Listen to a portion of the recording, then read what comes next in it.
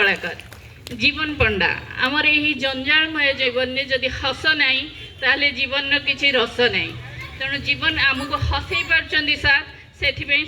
अशेष अशेष धन्यवाद सार तांकर हास्यरत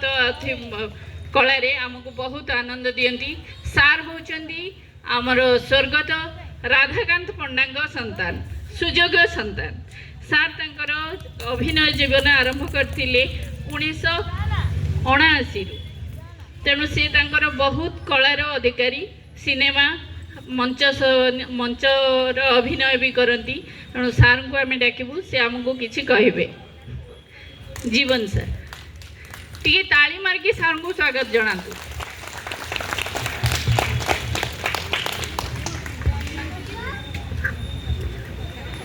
नमस्कार समस्त को स्वागत यही उत्सव को ठंडा तो लगुच कि घोड़ी घाड़ी समस्ते बस यहाँ गोटे अनोखा प्रयास गोटे लोकर बा पिलार तार अंतर्निहित कलाटा को चिन्ह ताको गोटे मंच देवा एवं ताको प्रोत्साहन स्वरूप गोटे पुरस्कार प्रदान करवा ये गोटे बड़ कथाटी।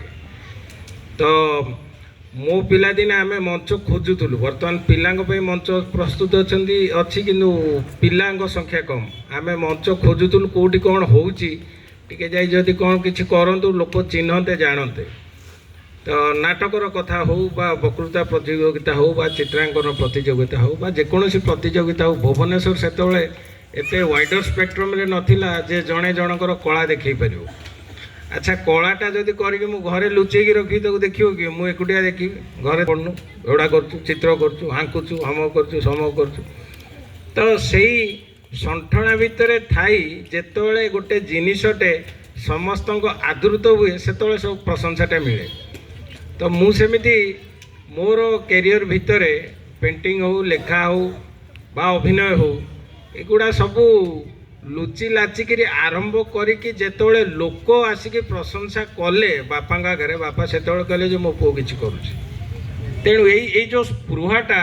निज भितर निजे काढ़ा पड़ो एटा जड़े गाइड कले बा जड़े बहीटे देले जड़े शिखिपर ये पाठ्य पुस्तक नुह ये साठ परा साठटा को हेले आपन को अख्तियार करा पड़ो